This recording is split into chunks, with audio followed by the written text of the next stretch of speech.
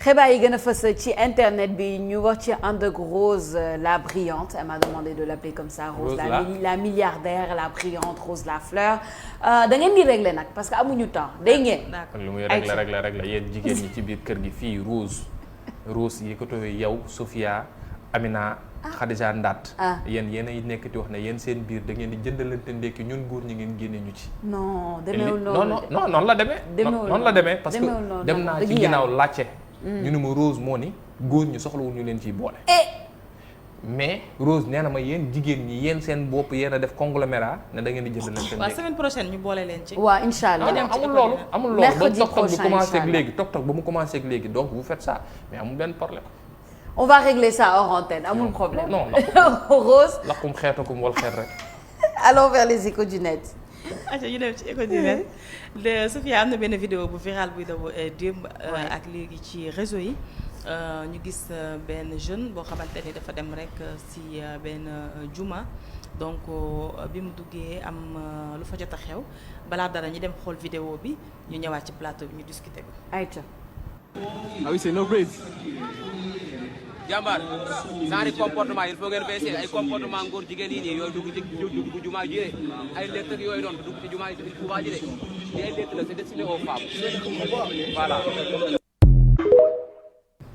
voilà ñoo ko gisandoo noonu kàddu yi nga xamante ni waa ji yëkkati na ko jëmmale ko ci koo xamante ni rek dafa ñëwoon pour dugg si jumaa bi waaye it ñu ngi gis ni am na mbooloo bu mu àndal gis nañ ni benn caméraman tamit mu ngi ci woon et tout ñu bëri nakarlu ni mu demee xewewul fenn fudul fi nga xamante ni mooy fii di Massalikul Jinaan ñu dem xool réaction internautes yi déjà après ñun ñu ñëw ñu discuter ko. ki nga xamante ni mooy MHL Culaire li mu wax mooy en l'islam les tresses sont autorisées Isma moom nee na. Et même le gars ne devrait pas parler sur ce ton et le traiter de góor jigéen waa ji li mu def tegu ko fenn vraiment. Noman Sland moom li mu wax mooy c'est une calomnie et un grave péché en tout cas les gens pensent qu'ils sont plus pieux que les autres parce qu'ils portent un djellab. MDR Sénégal c'est trop le pays de la science infuse tout est réinventé et pire c'est quand ça les arrange. Le nomade moom li mu wax mooy je ne sais pas si les tresses sont autorisées ou pas mais sa façon de parler aux gens ce n'est pas digne d'un talibé ki nga xamante ni mooy Khadim Rasoul moom li mu wax mooy àdduna li ko yow mooy ñi war a wax duñu wax ñi warul wax ñooy wax heureusement kii déggul li muy wax. Yemzo moom nee na même si un athée veut visiter une mosquée, laisse-le, car après la visite, il pourrait se convertir à l'islam. N'interdisons personne d'entrer dans la maison de Dieu. Shiva Zoldict 92 ay man seen tur yi nee na comme ça on aura de plus en plus de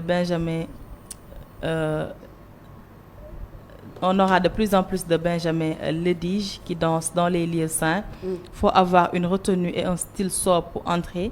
Mais là, en fait, ils avaient peur que ce soit pour humilier l'islam ou faire des TikTok dans le Mazalil, qui est la plus grande mosquée du Sénégal. Tu sais que le tourisme islamique existe bel et bien. Ki ko wax mooy Yemzo. Par exemple, il y a beaucoup de personnes non-croyantes qui visitent les grandes mosquées de Paris et beaucoup après se convertissent à l'islam. lii mooy réaction yi nga xamante ni tey dajale nañ ko pour andi ko tey waxtaanee vidéo boobu noonu Sophia ni nga ko gisee ñu bëri ñaawlu nañ ton bi nga xamante ni waa ji noonu la doon waxee ak waa ji waaye ñeneen tamit jàpp nañ ni que est-ce que ragalul woon ñu def fa ay vidéo yoo xamante ni après du ormal li nga xamante ni mooy islam parce que gis nañ bu dee artiste la yenn ci artistes yi des fois ñu def vidéo yu doy waar je prends l'exemple de Davido. Il l'avait fait. Et vidéo boobu après dañ ne woon nañ ko censurer. Donc foofu noonu ci Nigéria parce que les musulmans se sont sentis frustrés ci vidéo bi ni mu ko defee ak yeneen donc gayen bi est-ce que intention boobu la ci amoon. peut-être bañ ñu def lu ëpp. peut-être wala dafa dem ak xër rek en tout cas.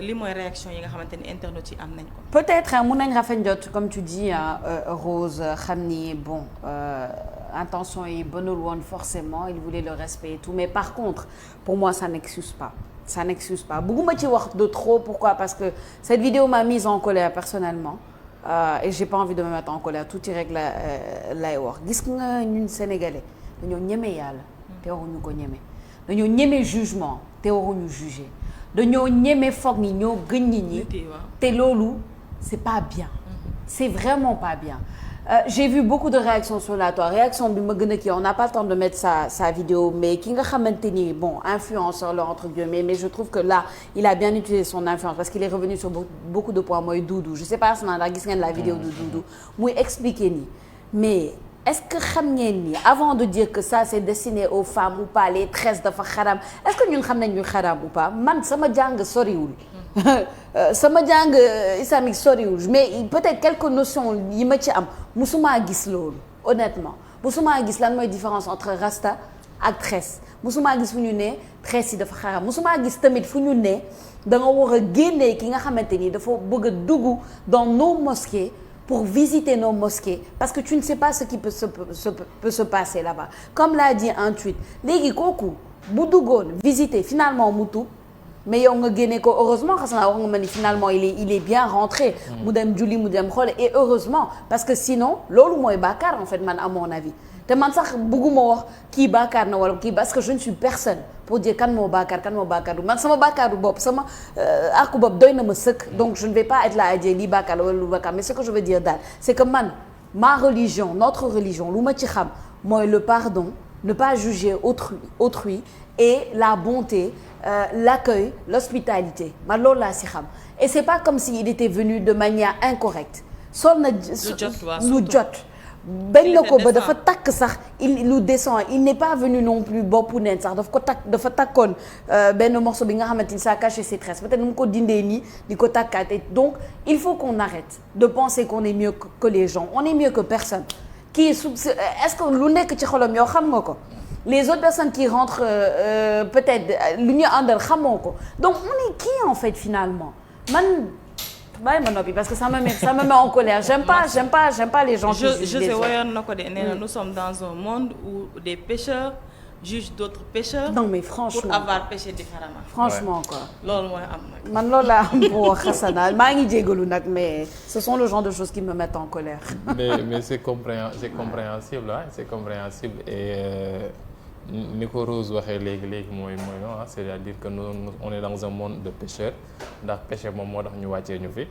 maintenant ñun on juge d'autres personnes en fonction de ce qu'on pense être notre péché alors que c'est peut-être loo xam ne wuute na ak ñun li xam li am maintenant dara nag daa am ci diine bi moom.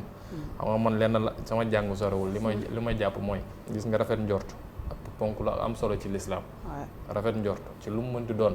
ponk la gu am solo ci l'islam alhamdulilah nag ba waa Massalikul après am nañ ñu jokkoo ak ñoom ba ñu wax leen na leen waa ji bàyyi nañ ko mu dugg ba julli. on a vu gars yi gis nañu ces vidéos sur TikTok bon malheureusement moi je suis pas sur ce réseau là. mais dugg na ba def li muy def xam nga Sophia nit soo amee njort sax nga jàpp na njort bi daa xaw a tey sa xel. àndal ak moom mënoo koo tere na ko fii bërëbu diine la doo fi dugg. àndal ak moom nga topp ko nga xool li muy def nan la koy defee su noppee nga ne ko lii kat mën nañ koo jëfandikoo lii mënul nekk lii mënta ne loolu mooy li xam ne moo am parce que àdduna bi c'est pas seulement les musulmans qui se rendent à la Mecque am na ñoo xam ne duñu ay jullit mais dañuy dem pourquoi parce que c'est ce qu'on appelle le tourisme religieux man je vais pas entrer dans le cadre religieux mais je vais entrer dans ce cadre là le tourisme religieux suñu waxee Massalikul Jinaan c'est un chef-d'œuvre architectural c'est un monument ci Sénégal même ci Afrique de l'Ouest mën nañ ko wax ci jumaa yi xam ne moom moo fi am donc c'est normal ay nit ñu jóge feneen ñëw fii ne dañoo bëgg xool li xam ne moom moo fi am le mouridisme s'enseigne et s'entend de par le monde ci week-end bi rek on a vu place de la République France suñu mbokku murid yi def seen kuréel ci place de la République ngir fàttaliku téeméeri atu sëñ bi ba mu wuy jee boromam ak léegi et y avait d'autres personnes yoo xam ne ñoo ngi fa woon noonu lañ koy defee ci période de safari seen ay bureau loolu soo ko nit di gis dañuy am envie ñëw découvrir la chose en tant que telle. Des histoires yoo xam ne dañ leex na la diw ñëw na seet si sëriñ bi diw ñëw na Touba diw ñëw na Tivaouane diw ñëw na Ndiassane diw ñëw na fenn on en entend tout le temps donc man dama bëgg rek nañuy am dal te aussi Massalikul je pense que c'est un endroit très organisé. ki xam ne moom moo def wax kàddu yëkkati kàddu yi bokkul ci ña fay liggéey déjà c'est bon à souligner bokkul ci ña fay liggéey te jàpp naa ne li ñu war a gën a def rek mooy bërëb yi xam ne mooy bërëb yu duggukaay nit yi dafa dugg ñu teg fa ñiy liggéey ca Massalikul ñoom ñu mën a arranger dugg beeg dem be maintenant xër xam naa moom moo ko yóbbee loolu. nañ am njortu gu rafet rek. sa sant yàlla ba waa ji dugg na julli na. donc ce qui sous-entend que moom su ko tereen mu dugg tere na jullit mu dem julli ji jaamu ji yàlla. vraiment loolu loolu rek c'est quelque chose.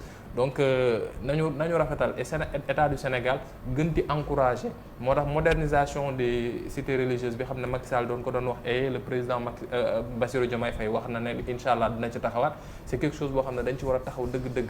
taxaw ci ba jumaay Tiwaawoon di mat taxaw ci ba yeneen gox yi ñëw defar ko ba mat sëkk am ay hôtels yoo xam ne dafa war a am parce que man dara dafa am loo xam ne je pense que il faut que ñu remédier ci mooy Touba amul hôtel.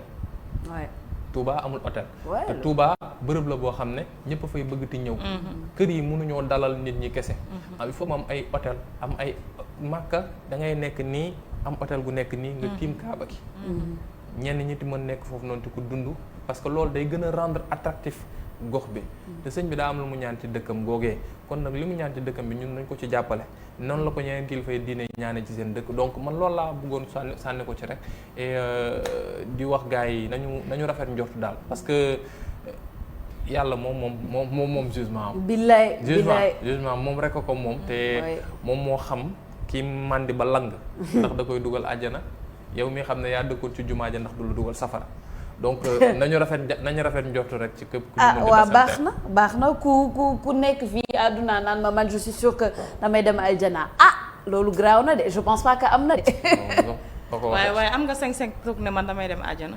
man de loolu sañ-sañ mën nga am parce que xam nga ci lan nga koy teg da ngay teg ci yaqin ne yàlla mooy kii mën a jéggal voilà te moom mooy kii wax ne tooñ leen soo leen ma tooñee ñëw leen jéggalu ma xam nga yàlla tegul limite ci nombre de jéggul yi non yàlla tegul nombre de limite puy de am na élément bu bees yow xanaa xamoo yéen xamoo leen non mais du loolu sax mais déglu à 11h le vendredi à la radio c'est juste que yàlla tegul limite newul comme ñun Sénégalais da ngay dégg ñun la non def nga ma ko benn yoon doo ma ko defaat ñaari yoon wala def nga ma ko ñaari yoon su ñettee mu jeex mais yàlla amul fenn foo xam ne dégg nga ko mun la da nga maa tooñ soo ma tooñaatee du ma la baal. non il pardonne toujours. amul. et c'est dans toutes c'est quelqu'un boo xam ne lépp la lay baal ci non ci bépp mu. Dieu est amour. Dieu est pardon.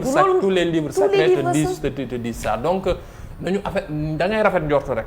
maintenant nag yàlla xam nga diggante ñun nit ñi suñu biir mooy problème bi. mais yàlla mën nañ dem taxaw fële ci keroog ak alaxira nii. mu taxaw xool leen ne leen nii mais man baal naa leen li ngeen ma doon tooñ baal naa leen. parce que je comprends que matoo leen. parce que dañoo am li gars yi di woowee ab iblis ci suñu bakkan. bien sûr. iblis dafa nekk ci suñu biir bakkan ñu mooñaale ko ñun. njuumte la ci ñun yenn saa yi ñuy def yenn yi doo ko tay sax yenn saa yi da nga def lu bon ba pare nga toog na nii waa man lu ma xiir ci lii. Bah oui. yàlla mën nañu baal mais problème bi mooy ñun suñu diggante. est-ce que dinañ baal àqante àq yooyu noonu. te nee nañ àq parce que yàlla da lay baal. waaw mais yow nit man nii ma jóg tey yow tooñ la Rose yow. mais soo ma baalul mais man damay am problème. parce que sama moroomu nit laa tooñ au fait te loolu moo gën a graaw. damay nuyu au passage imam Moussa Fall dafa am loo xam ne dafa ma ko mosoon wax. mu ngi ci Jidda maa ngi koy nuyu le diplomate nee na ki perte dëgg-dëgg ci xam nga du ki xam ne dafa amoon ay milliards. mu yeew bés ndóol. ki perte dëgg-dëgg di koo xam ne dafa amoon wér-gi-yaram bés mu feebar loof ba mënatul dara. ki perte dëgg-dëgg mooy ki xam ne ëllëg alaaxira dem nga taxaw ci sunu kanam borom nga yóbbaale ay tuyaaba yu dul jeex julli yu dul jeex aji màkk yu dul jeex sarax yu dul jeex jëf ju baax ju dul jeex. mais nga dem àq yi nga am sa diggante ak ñeneen ñi. ñuy jël sa yu baax di leen ko jox. nga dem ba yorotuloo. ñuy jël seen yu safaan ñoom di la ko teg kooku mooy ki ñàkk dëgg-dëgg. kooku mooy kii xam ne dëgg ñàkk na ak ki xam ne diine yonent bi deful amul lenn loo xam ne yokk naka ci. yow nga yeewu suba nga ne non man su may julli léegi damay taxaw. au lieu ma ne allahu akbar correctement ma ne non damay wax waa yàlla yow mi xam ne yaay lii yow lee non après ma ne allahu akbar téye fa sama loxo bëgg fa wax leneen ak leneen xam ne boo ko ci julli bi kooku ëllëg dina ñëw taxaw ci ndox gu sell gi ñuy wax kawsar nga war a dem ñu war laa jox ci naan ndox bi nga war koo naan ngir ñu mën la wax ne la sa passeport u àjjana moo ngi nii nga dem malaakal ne la déet doo ci dugg lu tax loolu nga ne parce que ñu ni doon diw mi kat da ca yokkoon loo xam ne yoo te yonent bi dafa ne sama diine gi daa mat sëkk daa mat sëkk amul loo xam ne dañ ko ciy yokk amul loo xam ne dañ ko ciy wàññi. macha allah bon donc ñun entre nit yi nañuy rafet njort. c'est très important gis nga nit soo yoree mën jàppaleel sa moroomu jullit te nga rafet ci njort rek. écoute c'est important et arrêtons de juger quoi arrêtons de foog ni ñu ñoo gën ñeneen ñi quoi. ba man nag ëpp rek xam naa ne ëllëg yàlla dina ma ko baal mais Rose dama koy juger fort parce que seen ndékki gii ngeen jël partagé ko vous entre vous femmes. tu n'as pas à nous juger mu ngi noonu. pourquoi tu nous juges te xoolal lu muy def nii c'est grave parce que mu ngi lay juger te xamul vraiment affaire bi nu mu demee. dans sama intention. waaw say intention. parce que yéen seen biir sax déggoo leen Khadija Ndab li ma wax ak yow li nga ma wax ak après. li ma Amina wax instant yow yaa ñuy jaxase. loolu la de dafa bëgg a jaxase mais il n'y arrivera pas xoolal. la puissance te waa Rose moo ko fi Sofia moo ko andi ci plateau bi su ko andi woon ci plateau bi ñun duñ ko xam. moo toog fii ko fi grignoté en direct. on est là t'inquiète pas. vous êtes là on est là. yàlla baax na ay fàttali ko Youssou Ndour woyam ba dama ba Bercy wax ba ci yàgg na est-ce que vous êtes là ay nit jënd seen ticket ba pare taxaw ci la seetaan nga ne ko est-ce que vous êtes là day yëngal kii bi rek c'est normal est-ce que vous êtes là on est là très bien di la gën a di la sant bu baax Rose ci les échos du net amoon na solo torop évitons de juger nous sommes des personnes à part entière avec nos qualités nos défauts évitons de nous juger ouais Rose à demain, Inch'Allah.